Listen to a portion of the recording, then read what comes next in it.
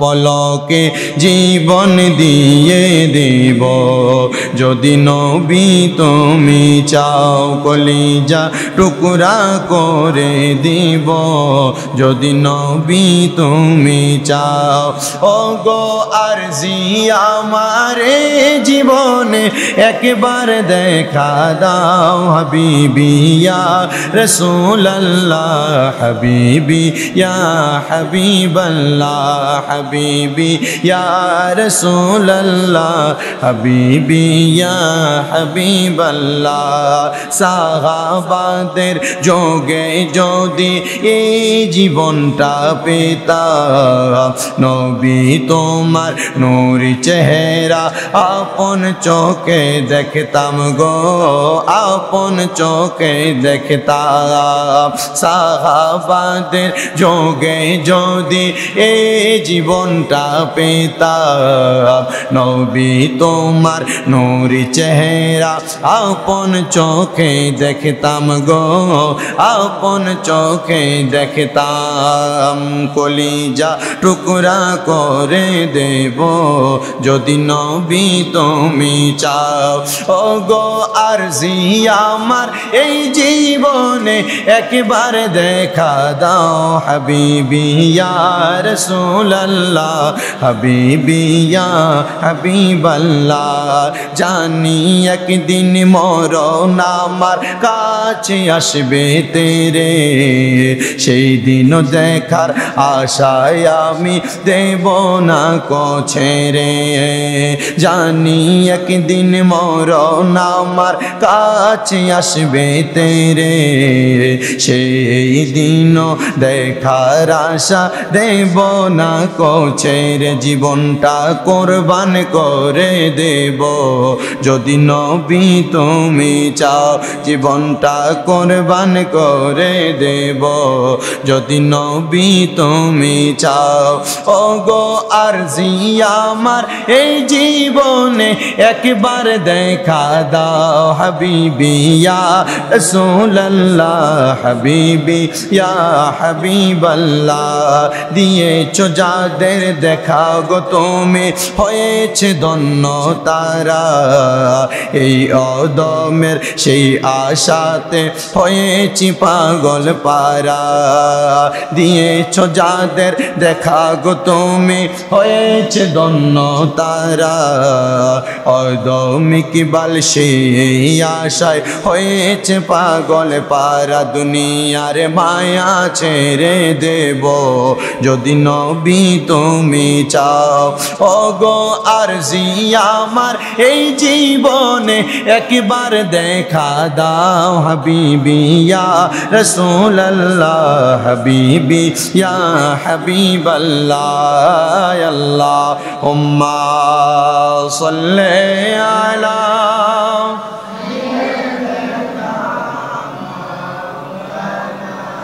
মুহাম্মদ ওয়া আলা আলি সাইয়্যিদিনা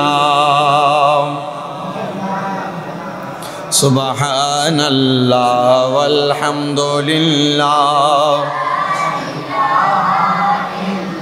লা ইলাহা ইল্লাল্লাহ লা ইলাহা হাসবি রব্বি জাল্লাল্লাহ মা ফি কলবি গায়রুল্লাহ নূর মুহাম্মদ সাল্লাল্লাহু লা ইলাহা লা পরিয়ে লা ইলাহা লা ইলাহা কোন মাকামে হে আল্লাহ दोनों जगह में हे अल्लाह कोन मकामे हे अल्लाह दोनों जगह में हे अल्लाह इस्मो मिज़ाना एक अल्लाह इस्मो मिज़ाना एक अल्लाह अव्वल आखिर एक अल्लाह पर ये ला इलाहा इल्लल्लाह ला इलाहा इल्लल्लाह सुब्हानल्लाह वल्हम्दुलिल्लाह ला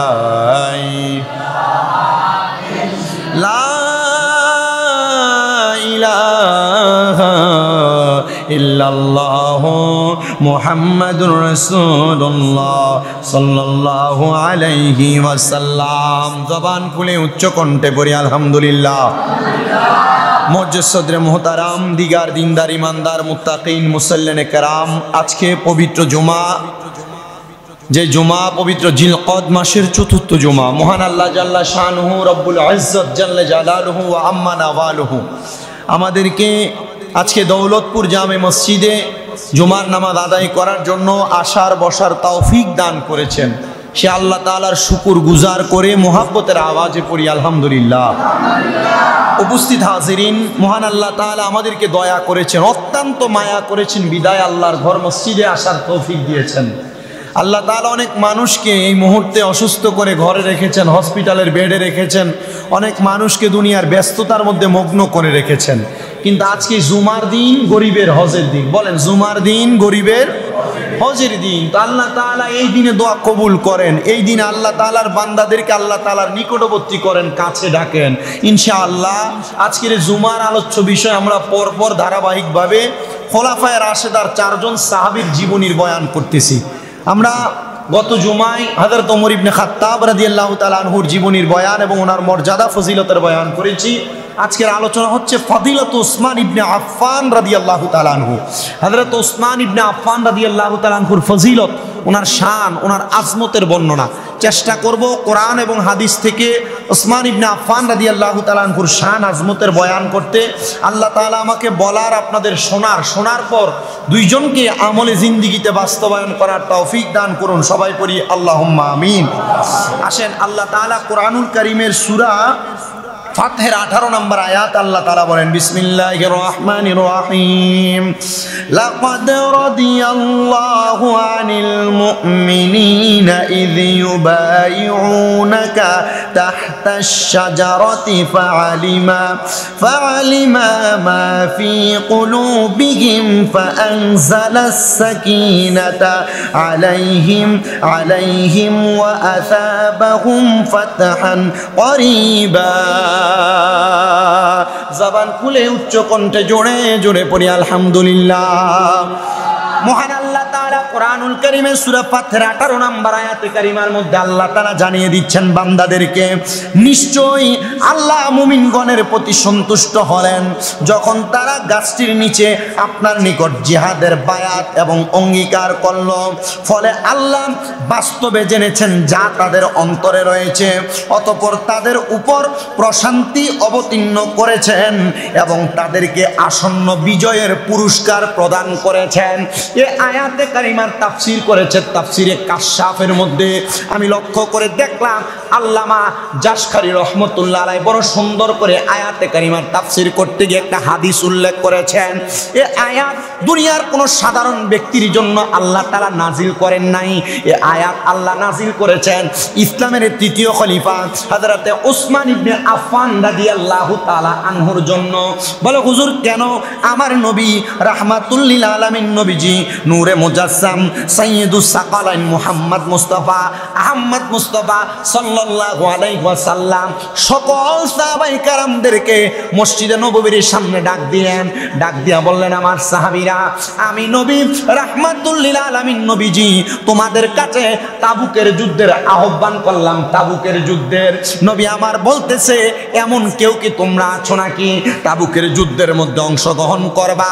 আমার নূরের নবী রাহমাতুল লিল আলামিন নবীজি ডাক দেওয়ার সাথে সাথে নবীজির কলিজার টুকরা সাহাবাই কেরাম আমার নবীজির সামনে হাজির হয়ে গেছে। আমার নবীজির সামনে আইসা ডাক দিয়ে বলেন, ইয়া রাসূলুল্লাহ, ইয়া হাবিবাল্লাহ, আপনার কাছে আমাদের আপনার কদম মুবারকে আমাদের পিতামাতা কোরবান হোক। নবী গো, আপনি বলেছেন তাবুকের যুদ্ধে অংশগ্রহণ করার জন্য আমরা আজকে আপনি নবীজির ডান হাত মুবারকের উপর আমাদের হাত রেখে ওয়াদাবদ্ধ হইলাম। আপনি নবীর হাতে আমরা হাত রেখে বায়াত গ্রহণ করলাম। বায়াত শব্দের অর্থকে একটু আপনারা এখানে বয়ান থেকে আয়াত থেকে একটু স্মরণ করে নেন। বায়াত শব্দের অর্থ হলো অঙ্গীকার করা, বায়াত শব্দের অর্থ হলো ওয়াদাবদ্ধ হওয়া, বায়াত শব্দের অর্থ হলো কারোর সাথে মিশে যাওয়া। সাহাবায়ে কেরাম আমার নবীর কাছে বায়াত গ্রহণ করেছে, আবার তাবিগণ সাহাবায়ে কেরামের কাছে বায়াত গ্রহণ করেছে। পরবর্তী জেনারেশন যারা উলামায়ে কেরাম, যারা হক্কানি রাব্বানি মাশায়েখ কেরাম, তাদের হাতে হাত দিয়ে বায়াত গ্রহণ করেছে। আমার আল্লাহ তাআলা ঘোষণা করে দিয়েছে, হাবিব আমার, বন্ধু আমার, দোস্ত আমার গো, ও মায়ের নবীজি, আপনার হাতে হাত রেখে যারা বায়াত গ্রহণ করলো, আমি আল্লাহ ঘোষণা করলাম তারা আপনার কাছে বায়াত গ্রহণ করে নাই, তারা স্বয়ং আমি আল্লাহর কুদরতি হাতের মধ্যে তাদের হাত রেখে দিয়েছে। জবান খুলে জোরে জোরে বলেন সুবহানাল্লাহ। আমার নবী ডাক দিয়ে বলেন, সাহাবায়ে কেরাম, শুধু তাই নয়, যারা আমার উসমান ইবনে আফফানের হাতে হাত দিয়ে বায়াত গ্রহণ করলো, আমার ওসমানের কাছে ওয়াদাবদ্ধ হলো, আমার ওসমানের কাছে অঙ্গীকারবদ্ধ হয়ে গেল। আমি নবী বললাম তারা আমার উসমানের কাছে ওয়াদাবদ্ধ হয় নাই, তারা স্বয়ং আমি নবীর কাছে ওয়াদাবদ্ধ হয়েছে, অঙ্গীকারবদ্ধ হয়েছে। আমি নবীর কাছে তারা বায়াত গ্রহণ করেছে। আবার উসমান ইবনে আফফান বলে, যুগ যুগ ধরে উলামায়ে কেরাম যারা নবীদের ওয়ারিস থাকবে, যুগ যুগ ধরে হক্কানি রাব্বানি মাশায়েখ কেরাম যারা পীর মাশায়েখ থাকবে, তাদের হাতে হাত দিয়ে যারা বায়াত গ্রহণ করবে, তারা তাদের কাছে বায়াত গ্রহণ করবে না, তারা স্বয়ং নবী মুহাম্মদুর রাসূলুল্লাহর কাছে বায়াত গ্রহণ করবে। জবান খুলে জোরে জোরে বলেন না সুবহানাল্লাহ। আমার মুসলমানেরা, নবীজির সাহাবায়ে কেরাম আমার নবীজির সামনে আয়েশা নবীর হাতে হাত রেখে বায়াত গ্রহণ করলেন। এই আয়াত তখন নাজিল, হযরতে উসমান ইবনে আফফান রাদিয়াল্লাহু তাআলা আনহু আমার নবীর হাতে হাত রাখলেন। নবী আমার বলতেছে, আমি উসমান থেকে আলাদা নই, উসমান আমার থেকে আলাদা নই। সুবহানাল্লাহ বলবেন না? মনে করেন একটা দেহ দুইটা প্রাণ, এভাবে বোঝাচ্ছেন। আমাদের পেট, আমাদের পিঠ যদি মাঝখান দিয়ে আলাদা করে দেওয়া হয়, যদিও আলাদা করা হয়, একসাথে থাকলে দুইটা দেহ সুন্দর প্রাণ নিয়ে বাঁচতে পারবে, আলাদা করলে বাঁচা যাবে না। আমার নবী বলেছেন, আমি ওসমান থেকে আলাদা নই, ওসমান আমার থেকে আলাদা নয়। তার মানে বোঝা যায়, আমি নবীকে মানলা, ওসমান জি নুরাইনকে মানলা না, এটা হবে না। আবার ওসমানকে মানলা, আমি নবীকে মানলা না, এটা হবে না। যদি ওসমানকে মানো, আমি নবীকে মানা হবে। যদি নবীকে মানো, ওসমান জি নুরাইনকে মানা হবে।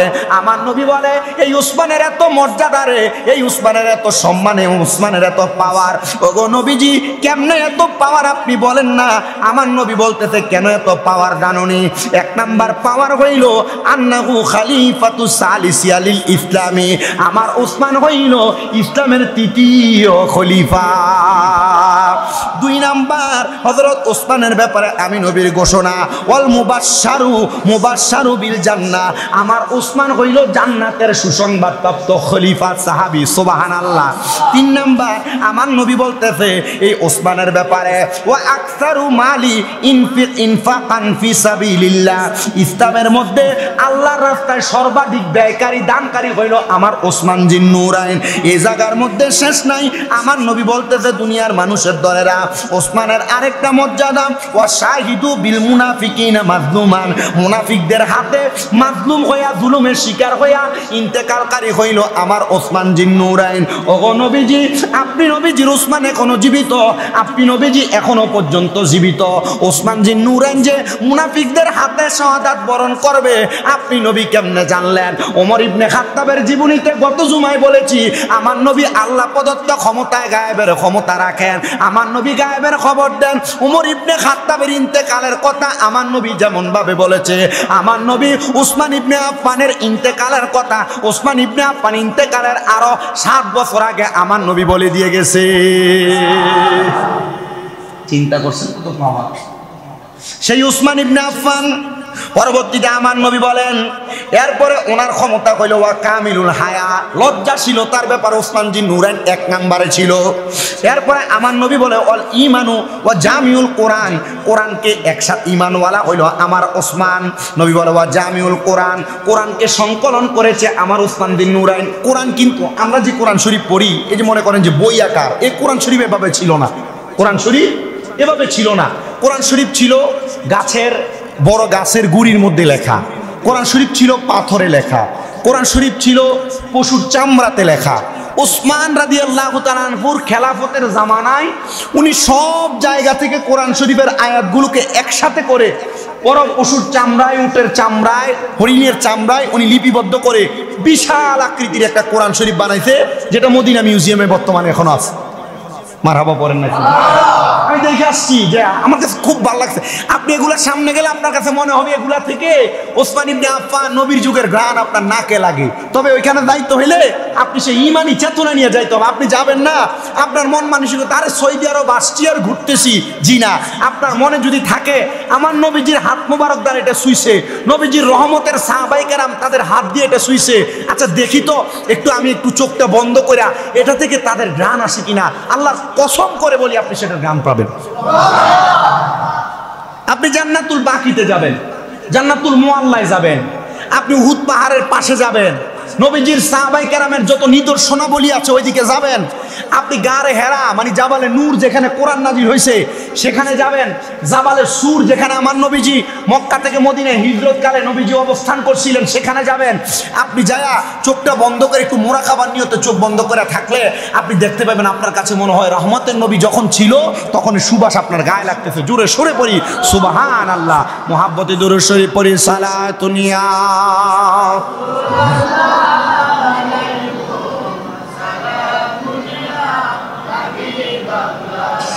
আলাইকুম সালাতুনিয়া।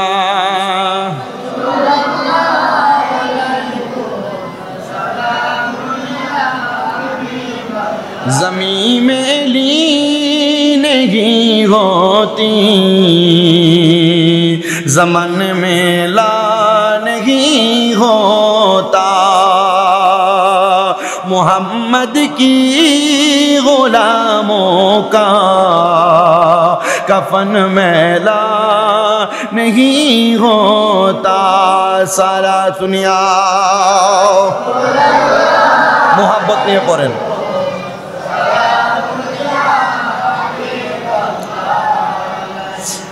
মুসলমান ইমানদারেরা গভীর মনোযোগ দিয়ে হযরত ওসমান ইবনে আফফান রাদিয়াল্লাহু তাআলা আনহুর মর্যাদা এবং শানের কথা শুনেন।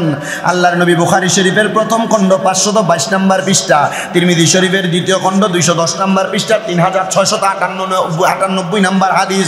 আল্লাহর নবীজি ঘোষণা করতেছেন, দুনিয়ার মানুষদেরকে জানিয়ে দিচ্ছেন, ক্বালান নবী সাল্লাল্লাহু আলাইহি ওয়াসাল্লাম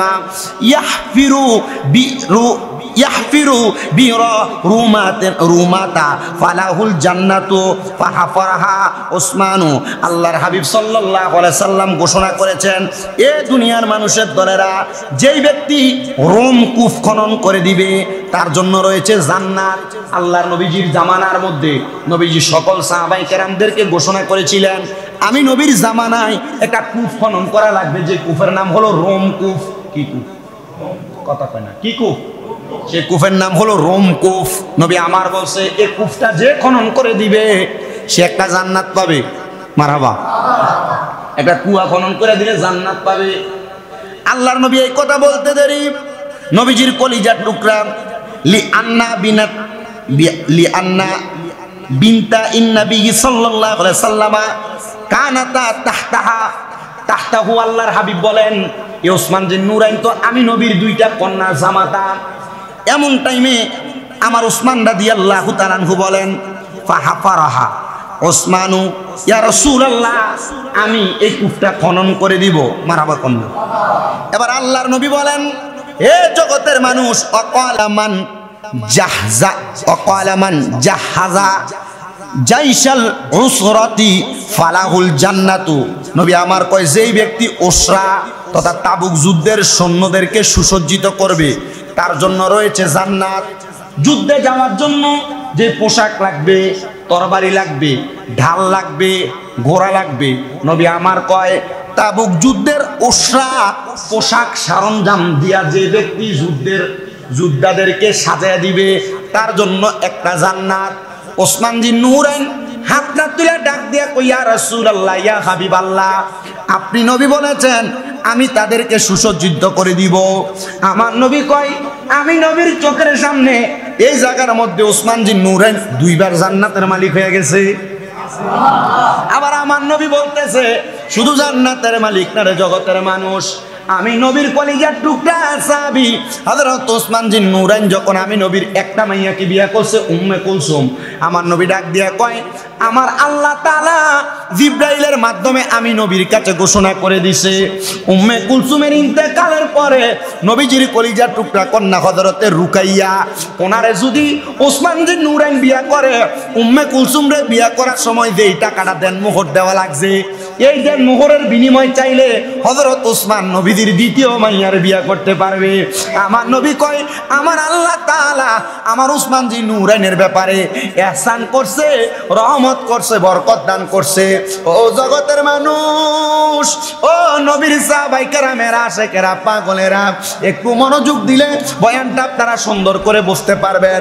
নবীর সাহাবায়ে কেরাম দুনিয়ার জমিনের মধ্যে থাকা অবস্থায় আমার নবীরে সম্মান করেছেন, ইজ্জত করেছেন বিদায় আমার আল্লাহ তাআলা নবীর সাহাবায়ে কেরামদেরকে সম্মানিত করেছেন। জোরে জোরে পড়ে সুবহানাল্লাহ।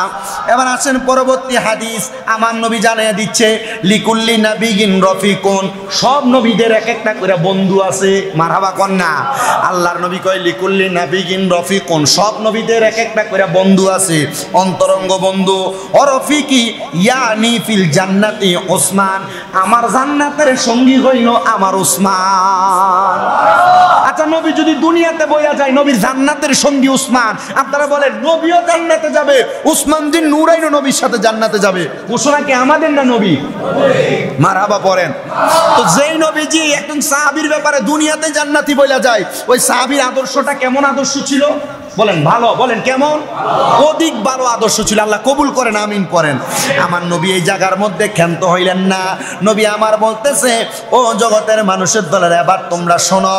আন আব্দুর রহমান ইবনে খব্বাবিন ক্বালা শাহিদতুন নাবিয়্যা সাল্লাল্লাহু আলাইহি ওয়াসাল্লাম ওয়া হুয়া ইয়াহুসসু আলা জাইসিল উসরাতি ফাকামা উসমান ইবনে আফফান রাদিয়াল্লাহু তাআলা আনহু।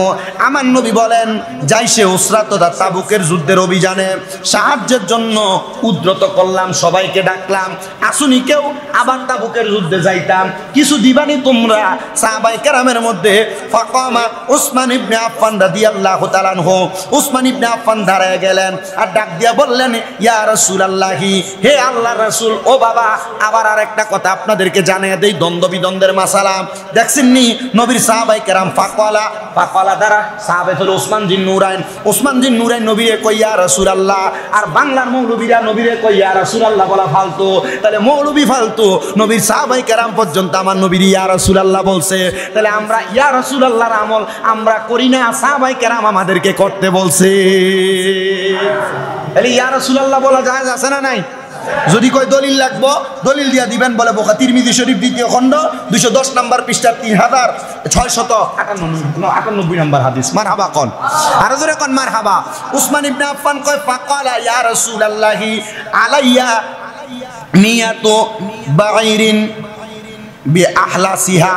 আল্লাহর নবীকে সাহাবী হযরত ওসমান জি নূরাইন কই ইয়া রাসূলুল্লাহ, হে আল্লাহর রাসূল, আমার দায়িত্বে আল্লাহর রাস্তায় সুসজ্জিত 100টা ওট এবং এদের জন্য 100টা গদি পালন সহ আল্লাহর রাস্তায় দিয়া দিব। দিল কয়শো ওট? আসতে কয় কয়শো ওট? 100 ওটের লগে ওটের ফিডে সরার লাগে যে গদি লাগবে, এই গদির নিচে যে পালং থাকবে, এই পালং দিয়া দিলাম। নবী আমার আবার ডাক দিছে, 100 দিয়ে হইতো না, আর অনেক সাহাবায়ে কেরাম আরো লাগবো, আসুনি কেউ দিবা? এমন টাইম ওসমান জি নূরাইন ডান দিক থেকে সামনে, ইয়া রাসূলুল্লাহ, আমি দাঁড়ায় গেলাম, নবী গো আপনার কথা মোতাবেক আমি আপনাকে 100 ওটের ওয়াদা করলাম। এবার আমি বললাম গদি এবং পালন সহ আরো 100টা উট আমি আপনাকে জাইশের জন্য, যুদ্ধের জন্য দান দিয়ে দিলাম। আমার নবী আবার ডাক দিলেন, এদিকে আসুনি কেউ দেওয়ার মতো একজন পেছন থেকে দাঁড়িয়ে গেছে, ইয়া রাসূলুল্লাহ আমি আপনাকে 300টা উট দেবো, 300টা গদি দিব, 300টা পালন দিব। আমার নবী কয় সামনে প্রথমে যিনি দাঁড়াইছে, সামনে দিয়া যিনি দ্বিতীয়তে দাঁড়াইছে, 3 নাম্বার যিনি আরো 300 উট এবং 300 গদি এবং 300 পালন দিতে রাজি হয়েছে, উনি আর কেউ না রে, উনি হইল আমি নবীজির কলিজার টুকরা সাহাবী, উনি হইল হযরতে উসমান জিন্নুরাইন রাদিয়াল্লাহু তাআলা আনহু। এবার আমার নবীজি এবার কি করলেন? আচ্ছা, একজনে যদি যা লাগে সব দিয়া দেয়, নবীজি কি কেমন খুশি হয়েছে? এবার বর্ণনাকারী বলতেছে, ফাআন্না, বর্ণনাকারী কি সুন্দর বলে, ফাআন্না রাআইতু রাসূলুল্লাহি সাল্লাল্লাহু আলাইহি ওয়াসাল্লাম, আমি ছায়া দেখলাম নবী আমার মিম্বরে দাঁড়ায় চাইছে, ওসমান জি নুরাইন সব দিয়া দিছে। এমন টাইমে আমার নবী যখন ইয়ানজিলু আলাল মিম্বারি, মিম্বর থেকে নামতেছে, নামতে নামতে ইয়াকুলু মা আলা উসমানা মা আমিলা বাদা হাদিহি, আমার নবী নামতে নামতে বলতেছে ওসমান আজকে যে আমলগুলা করছে, এরপর যদি আমার উসমান আর কোনো আমল না করে, আমার উসমানের উপর কোনো দ্বন্দ্ব থাকবে না, আমার উসমানের প্রতি আমলের ব্যাপারে কোনো চাহিদা থাকবে না। নবী গো, কেন গো, কেন আপনি এই কথাটা বললেন? বলে আমার উসমান আজকে আমি নবীরে এত খুশি করছে রে, মা আলা উসমানা মা আমিলা বাদা হাদি, আমার উসমান যদি এরপরে আর কোনো আমল না করে, আমার উসমানের কোনো জবাবদিহি করা লাগবে না, কারণ উসমানের জীবনে যত আমলের দরকার ছিল, আজকে আমি নবীরে প্রথমে 100, পরে 200, পরে 300 তো উট এবং গদি এবং তাদের গদির পালন দিয়া আমার উসমান তার আমল নামা পরিপূর্ণ করে ফেলেছে। মারহাবা ধরে বলবেন না? আমার নবীর সাহাবায়ে কেরাম আমার নবীকে কত মোহাব্বত করে দান করতেন। এরপরে আমার নবী যে আবার বলতেছে, শোনো জগতের মানুষের দলেরা, এই হাদিস শরীফটা তিরমিজি শরীফের মধ্যে ইবনে মাজাহ শরীফের 11 নম্বর পৃষ্ঠার 110 নম্বর হাদিস একটু লক্ষ্য করেন। আল্লাহর হাবিবের হাদিসে মুবারাকা, আন আবি হুরায়রা আন্নান নবী সাল্লাল্লাহু আলাইহি সাল্লামা লাকিয়া উসমানা ইনদা বাবি মসজিদি ফাকালা ইয়া উসমান হাযা জিবরাইল আখবারানি আন্নাল্লাহা ক্বাদ জাওজাকা উম্মা কুলসুমা বিমিসলি সিদাকি রুকাইয়াতা আলা মিসালি সুহবাতিহা। আল্লাহর নবীজি একদিন মসজিদে নববীর দরজা দিয়া বাইরে হইতেছে, এমন টাইমে দরজার মধ্যে উসমান জিন নুরাইনের লগে দেখা। আমার নবী কয়, হাযা জিবরাইল, এ উসমান এটা হলো জিবরাইল। মারহাবা। নবীজি উসমান জিন নুরাইন কয়, হাযা জিবরাইল, এটা হলো জিবরাইল। এ উসমান আখবারানি, তিনি আমাকে খবর দিয়েছে, আখবারানি, উনি আমাকে খবর দিয়েছে, জিবরাইল জানাইছে। এই যারা জিবরাইল শুধু উদ্দেশ্য নয়, এ আখবারানি নি দ্বারা নবী উদ্দেশ্য, আর খবর যিনি দাতা এখানে উদ্দেশ্য আল্লাহ, মাঝখানে জিবরাইল হলো বাহক, পিয়ন। মারহাবা কন। আল্লাহ তাআলা জিবরাইলকে দিয়ে আমি নবীরে জানাইছে, ওই যে প্রথম বলছি এই উসমান ইনি হইল জিবরাইল, তিনি আমারে জানাইছে আল্লাহ তাআলা তোমার সাথে উম্মে কুলসুমকে বিবাহ দিয়েছেন রুকাইয়ার মোহরের সমপরিমাণ দ্বারা, তার অনুরূপ সচর্যের বিনিময়। এ উসমান, তোমার স্ত্রী যে উম্মে কুলসুম আমার মায়েরা মারা গেছে, আমার আল্লাহ ঘোষণা দিতে উসমান আমার দ্বিতীয় কন্যা রুকাইয়ারে তোমার কাছে আল্লাহ নিজেই বিবাহ করে দিছে। সুবহানাল্লাহ, সুবহানাল্লাহ, দেখছেন কত মর্যাদা। এরপরে আরেকটা হাদিস, এবার আল্লাহর হাবিব সাল্লাল্লাহু আলাইহি সাল্লামের নবীজি যখন হযরত ওসমানকে মদিনা থেকে মক্কায় পাঠাইতেছে, মক্কাতে নবী হিজরত করে চলে আসছিল না, মক্কাতে চলে আসে, এবার ওসমান জিন নুরাইনকে পাঠাইবো। আমার নবীকে, ওসমান তুমি আমার সামনে আসো, বিবায়াতির রিদওয়ান, তুমি আমার কাছে বায়াতের রিদওয়ান গ্রহণ করো।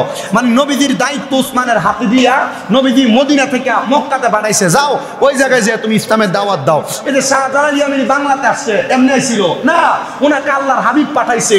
এই যে হযরত খাজা মাইনুদ্দিন চিশতি আজমিরি আসছে, উনি এমনি আসছে না, মাইনুদ্দিন চিশতি ওনার পীর সাহেবের সাথে গেছে হজ করবার লাগে মক্কায়, উনি নবীজির রওজার সামনে বয়া বয়া কান্দে, আর রহমতের নবী রওজা মুবারক থেকে হাত বাহির করে দিয়া খাজা গরিবে নওয়াজ মাইনুদ্দিন চিশতিকে বলছে, এ মাইনুদ্দিন ঘুমায় থাইকো না, তুমি তো এখনো ঘুমন্ত, এই নাও তোমার হাতে কিছু মাটি দিলাম, তুমি সফর করো উপমহাদেশের উদ্দেশ্যে, এই মাটি যেই জায়গার সাথে মিলবে তুমি সেই জায়গায় ইসলামের দাওয়াত দিবা। হযরতে মাইনুদ্দিন চিশতি বলে, আমি ঘুম থেকে উঠা দেই, নবীজি স্বপ্নে যে মাটি আমার হাতে দিছে, এই মাটি আমার হাতে। মারহাবা কোন, আর জোরে কোন মারহাবা। এমনি পাশে নাই ওনারা বাংলাদেশে, আউলিয়া কারাম এভাবে আসছে না, আউলিয়া কারাম ওনাদের নিজ নিজ সোহবত, ওনাদের নিজ নিজ পাওয়ারে না, আল্লাহ প্রদত্ত ক্ষমতায় রসুল পাকের সোহবত মানুষের কাছে প্রচার করার জন্য আউলিয়া কেরাম আসছে, সাহাবাই কেরামের দাওয়াত দেওয়ার জন্য ওনারা আসছে। আল্লাহ তাআলা ওনাদেরকে আমাদের মানার তৌফিক দান করুন, জোরে কোন আমিন, আর মহাব্বতে কোন আমিন। এরপরে আসেন আরো হাদিসে মুবারাকা শোনাইতে গেলে অনেক সময়ের প্রয়োজন। জুমার নামাজ অল্প সময়, আপনারা আসেন দেরিতে, কোন রকম গা গোসল দিয়ে খুতবার আগে দিয়ে দৌড়াদৌড়ি করে আসেন, ওয়াজও শেষ করা যায় না, যতটুকু সম্ভব আপনাদেরকে বলে দেই। আমার নবীজি হযরত ওসমান জিন নুরাইন রাদিয়াল্লাহু তাআলা আনহুকে পাঠাইলেন, ওই যে প্রথমে বললাম হাতে হাত রেখে পাঠাইছেন। এরপর পাঠিয়ে দেওয়ার পর আমার নবীজি ওসমান জিন নুরাইনকে বলে, ওসমান, হে ওসমান, আল্লাহ যদি তোমাকে একদিন এই কাজের মানে খেলাফতের দায়িত্ব দেয়, মুনাফিকরা চাইবে তোমার খেলাফত ছিনিয়ে নিতে, তুমি যেই খেলাফতের জামা তুমি পরিধান করেছো, এরপর তুমি এই খেলাফত ছাড়বা না। মাঝে মাঝে দুনিয়ার জমিনের ভিতরে আমাদের অত্যাচার অনাচার যা কিছু আসল্লাহি সাল্লাল্লাহু আলাইহি সাল্লাম ফি মারাদিহি ওয়াদিদিতু আন ইনদি বাদা আসহাবি। হযরত আম্মা জান আয়েশা সিদ্দিকা রাদিয়াল্লাহু তাআলা আনহা বলেন, রাসূল সাল্লাল্লাহু আলাইহি সাল্লামের ইন্তেকালের পূর্ব মুহূর্তে রোগ সজ্জায় পড়ে আল্লাহর নবী বলেন, আমি আশা করি যে আমার কয়েকজন সাহাবায়ে কেরাম আমার সামনে উপস্থিত থাকো। অতঃপর আমি বললাম, আম্মা জান আয়েশা সিদ্দিকা আমার নবীরে বলতেছে, ইয়া রাসূলুল্লাহ, আপনি যেহেতু আশা করতেছেন, তাহলে আমি আপনার সাহাবী আবু বকর সিদ্দিক আপনার শ্বশুররে ডাইকা নি। আমার নবীজি কোনো কথা বললেন না, নীরব থাকলেন। আম্মা জান আয়েশাকে আমি পরের বার প্রশ্ন করলাম, ইয়া রাসূলুল্লাহ, আপনি যদি বলেন ওমর ইবনে খাত্তাবকে আপনার সামনে ডাইকা নি। আম্মা জান আয়েশাকে আমার নবী নীরব রাখলেন। এরপর আমি আমার নবীকে বললাম, ইয়া রাসূলুল্লাহ, আপনি কি আপনার ওসমানকে ডেকে আনার কথা বলতেছেন? আমার নবী মুস্কি মুস্কি হাসলেন আর বললেন, হ্যাঁ। অতঃপর ওসমান জিন নুরাইন আমার নবীর সামনে আগমন করলেন। মা আয়েশা সিদ্দিকা বলেন, তারা একান্ত কি কথাবার্তা যেন বললেন। এমত অবস্থায় ওসমান রাদিয়াল্লাহু তাআলা আনহুর চেহারা পরিবর্তন হয়ে গেছে। নবী আমার জানায়া দেয়, ও জগতের মানুষের দলেরা, আমি নবীজি দুনিয়া থেকে চলে যাওয়ার পরে আমি নবীজির সাহাবায়ে কেরাম আমার ইসলামের দাওয়াত প্রচার প্রসার করবে। এই প্রচার প্রসারের মাধ্যমে এর মধ্যে তৃতীয় খলিফা হিসেবে আমার ওসমান জিন নুরাইন তোমাদের কাছে ইসলামের দাওয়াত দিবে। মনে রাখতে হবে, ও দৌলতপুর জামে মসজিদের মুসল্লিরা, পর্দার অন্তরালের যে মা বোনেরা জুমার নামাজের বয়ানগুলা শ্রবণ করেন, সোশ্যাল মিডিয়ার মাধ্যমে যে ভাই বাবারা মা বোনেরা শ্রবণ করে, সবার কাছে আবদার থাকবে, নবী যেমন ভাবে মানবেন, নবী সাহাবায়ে কেরামদেরকে তেমন ভাবে মানবেন। মাঝে মাঝে চেষ্টা করবেন, নবী সাহাবায়ে কেরাম কোন দিন দুনিয়াতে আগমন করেছে, নবী সাহাবায়ে কেরাম কোন দিন দুনিয়া থেকে বিদায় নিয়েছে। আপনি যেহেতু আপনার মা বাবার জন্য দোয়া করেন, আল্লাহর কাছে তখন দোয়া করবেন, আল্লাহ এই দিনে তো আল্লাহর নবীর সাহাবায়ে কেরাম দুনিয়া থেকে বিদায় নিয়েছে, তারা আগমন করেছে, আল্লাহ তাদের উসিলায় আমাদের মা বাবারে মাফ করে দেন। আল্লাহ আপনার নবীর সাহাবায়ে কেরাম যে আমল করেছে আমরা তা করতে পারি নাই, তার সমপরিমাণ যাব দূরের কথা, 100 ভাগের 1 ভাগ আমরা করতে পারি নাই। আল্লাহ আপনার নবীর সাহাবায়ে কেরামের উসিলায় আমাদের ছোট ছোট আমলগুলা কবুল করেন। আমাদের বেশি কোনো আমল না, উম্মতে মুহাম্মদী হওয়ার কারণে আল্লাহ তাআলা নবীর মাধ্যমে আমাদের আমলগুলা ছোট ছোট করে দিয়েছে, কিন্তু আমাদের ছোট ছোট আমলে আল্লাহ তাআলা অসংখ্য নিয়ামত অসংখ্য বরকত দান করেছে। আমার নবী বলে, এই ছোট ছোট আমলের মধ্যে আমার ওসমান জিন নুরাইন সবচেয়ে আগায়া। ওগো নবীজি কেমন আগাইছে গো, আপনার কাছে জানতে চাই। নবী আমার জানায়া দেয়, অন্য কোনো ভাবে না, অন্য কোনো ভাবে না, আমার ওসমানের 5টা ক্ষমতা।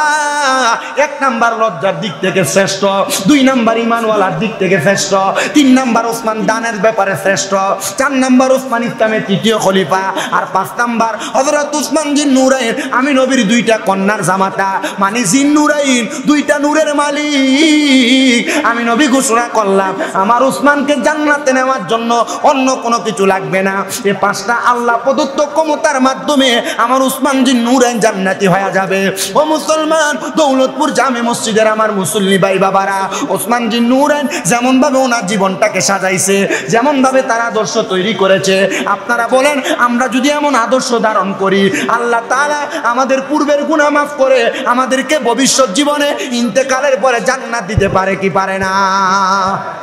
আল্লাহ তাআলা আমাদেরকে সেই জান্নাতের দিশারি ওসমান জিন নুরাইনকে অনুসরণ করে, জান্নাতের সুসংবাদ প্রাপ্ত ব্যক্তি ওনাকে অনুসরণ করে আমাদের জীবন সাজানো গোছানোর তৌফিক দান করুন। আস্তে কইছেন আমিন, আর জোরে আমিন। আল্লাহ তাআলা সে তৌফিক আমাদেরকে দান করলে লাভ কি আমরা আছে না নাই? লাভ আছে তো ইনশাআল্লাহ। আল্লাহ তাআলা সে লাভ আমাদেরকে দান করেন, আমিন পড়েন। আর একটু কথা বলি আপনাদেরকে, আমরা ধারাবাহিকভাবে জুমার যে বয়ানগুলো করি, এই বয়ানগুলোর মাধ্যমে আমরা কি শুধু কান সুখ করবার লাগে না, এই বয়ান থেকে যা শিক্ষা তার দ্বারা আমল করবার লাগে, আমল করবার লাগে না? আমরা সাময়িক জীবনে চেষ্টা করব যে কথাগুলো শুনি এই কথাগুলো আমাদের কাজে বাস্তবায়ন করতে ইনশাআল্লাহ। পরে বারান্দায় দাঁড়াতেন আপনারাও পড়েন কারণ আপনারা যদি মনে করেন যে আপনি ভালো কাজে নিয়ত করছেন, করতে পারেন নাই। ওসমান জিন নুরাইন 100 উট আর 100 গদি আর 100 পালন দিছে, আমরা দিতে পারবো? আমরা সেই ক্ষমতা আছে? বাংলাদেশের বাজারে এখন একটা উট কিনতে যান, সর্বনিম্ন দাম দেখলাম 8.5 লাখ টাকা। সর্বনিম্ন দাম যেটা দেখলাম 8.5 লাখ টাকা। আপনি কিনতে যান, আপনি 8.5 লাখ এমনি 100 উট কই থেকে দিব? আমরা এত টাকার মালিক না তো। আমরা তো যতটুকু আছে আলহামদুলিল্লাহ, আমরা এতটুক থেকে আমরা চেষ্টা করব। গোপনে প্রকাশ্যে এমনি এমনি বলে হুজুর আল্লাহ না কইছে গোপনে দেওয়ার লেগে, নবী কইছে না না, এটা বুকাস কথা। আমরা বলে হুজুর না গোপনে দান করেন না। হ্যাঁ, আপনি দিবেন গোপনে, ওই ব্যক্তিকে দান করবেন যেই ব্যক্তি মনে করেন মধ্যবিত্ত, অনেক পরিবার আছে না মধ্যবিত্ত, এই ব্যক্তি মনে করেন যে লাইনে দাঁড়ায় টিসিবির মালও নিতে পারে না, টিসিবির মালটাও লাইনে দাঁড়ায় নিতে পারে না, লজ্জা পায়, এর ইয়াতে বাজে। এই ব্যক্তিরা আপনি গোপনে দান করবেন। কিন্তু আপনি যখন প্রতিযোগিতার দান আসবে, এ ব্যাপারে আপনি বড় সতর্ক থাকবেন। এ ব্যাপারে কি থাকবেন? সতর্ক থাকবেন। প্রতিযোগিতা আসবে, এটা দিছে আমি এটা দিব, তবে এটাতে যেন অহংকার না আসে। কি না আসে? আমরা অহংকার করে দেই, আর দূরে করে এত টিয়ার মালিক দেয়, আমি এত বড় গরু কোরবানি দেব। আমি সামনে কোরবানকে রেখে আপনাদেরকে বলছি এই কথাগুলা, যেহেতু সামনে কোরবান আসতেছে। গরু বড় হোক, গরু ছোট হোক, ছাগল হোক, আপনার কোরবানি আল্লাহর সন্তুষ্টির জন্য হবে। আর আপনি কোরবান দেন, আরে বাবা আপনার সামর্থ্য আছে বিদায় কোরবান দেন। যারা দিবেন কোরবানি ভবিষ্যতের জন্য এই ব্যাপারটা সতর্ক থাকবেন, আপনার দরজা থেকে একটা গরিব যেন ফিরা না যায়। কথা ঠিক আছে তো? একটা গরিব যেন ফিরা না যায়, ওই ব্যবস্থাটা আপনার বিবেকে রাখবেন, আপনার নিজের মাঝে রাখবেন। আপনি চাইলেই আজকে কোরবানির দিন যা রান্না করছেন খাইয়ে ফেলতে পারবেন, পরবর্তীতে 1 কেজি কিনা খাইতে পারবেন। আপনি যখন দান করবেন একটু সাইজে টাকা পয়সা যদি থাকে বড় সরই কিনেন। বলে হুজুর কোরবানি দিব, আমার কাছে কি এত টাকা আছে? কোরবানি দেওয়ার মাসালার ব্যাপারে কিন্তু বড় সতর্কতা। নবীজির ঘোষণা ছিল 10 জিলহজ থেকে 11, 12, 13 এই 3 দিন, মানে 9 জিলহজ দিবাগত রাত থেকে 12 তারিখ রাত্রের সন্ধ্যার আগ পর্যন্ত কারোর কাছে যদি নির্দিষ্ট পরিমাণ অর্থ 3 দিন চলা, কয়দিন? 3 দিন সমপরিমাণ চলা, কেউ কেউ বলছে 3 মাস, কেউ কেউ বলছে 1 বছর চলার অর্থ আছে, অথবা 3 মাস চলার অর্থ আছে, তার উপরে যত টাকা আছে ওই টাকা দিয়ে সে কোরবানি দিতে হবে, তার ওয়াজিব। আমি হিসাব করে দেখলাম বর্তমান বাজার মূল্যে কেউ যদি 90-95 হাজার টাকার মালিক হয়, 90-95 হাজার টাকার মালিক হয়, এর উপরে যত টাকা থাকবে ওই টাকা দিয়ে সে কোরবানি দিবে, তার উপর কোরবানি ওয়াজিব। আপনারা যারা লাখখানিকের উপরে টাকার মালিক কোরবান দেন না, আপনারা চিন্তা করে দেখেন আল্লাহর কাছে কি জবাব দিবেন? পুরা ধরা কি জবাব দিবেন আল্লাহর কাছে? বলে হুজুর তা আমি তো লাখখানিকের উপরে আমার কাছে 10,000 আছে, বা আমার কাছে 2 লাখ আছে, তো আমি কি পরবর্তী 1 লাখ দিয়ে কোরবান দিয়ে লাইতাম? আপনার কে কইছে পরবর্তী 1 লাখ দিয়ে কোরবান দিতেন? আমরা 60 জন 7 জনের লোকে কোরবান দিতে যান, আপনার লোকে 7 জন এসে সুদখোর, আপনার কোরবান তো বাপ। আমরা 6 জনে মিলে কোরবান দিতেছেন, 4 জনে মিলে কোরবান দিতেছেন, এর মধ্যে একজন আছে হারাম ব্যবসা করে, দালালি করে খা। এই রে ফালতু, আর যে কইছে ফালতু ফাও হইনা লাভ আছে। তো দিতের বেলা সতর্ক, 4 জনে 5 জনে কোরবানি দিতে সতর্ক। নিজে প্রয়োজনে একটা ছাগল কোরবানি দিবেন, বলেন নিজে প্রয়োজনে একটা ছাগল কোরবানি দিবেন। বলে 30,000 টাকা দিয়ে এক ছাগল, হ্যাঁ বড় ছাগল কোরবানি দিবেন, আপনি দিয়া নিজেও খাইবেন, ঈদের দিন খাইয়া শেষ, গরিবদেরও খাওয়াইবেন।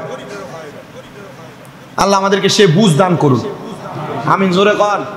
যারা মোটামুটি অর্থের মালিক আছেন কোরবান দিবেন, আর যারা বেশি অর্থের মালিক আছেন বড় গরু কোরবান দিবেন, বড় বড় গরু কিনবেন। বড়টা কিনা এলাকার গরিব দুঃখী একজনও বাদ রাখবেন না, সবাইই দিবেন। এলাকাতে অনেকে আরে তারা আমরা সমাজের তারারে দিই, অন্য সমাজের দিস না, এটি বাদ দেন, এগুলা নিজের বিবেক থেকে বাদ দেন। এগুলা বাদ দিয়া সমাজের বাইরেও যদি এলাকায় বাড়াইতেও যদি থাকে এরা দিয়েন, এরার প্রতি একটু মায়া দয়া করেন। দয়া করলে আপনার প্রতি দয়া করবো কে? কথা কেনা কে করবে?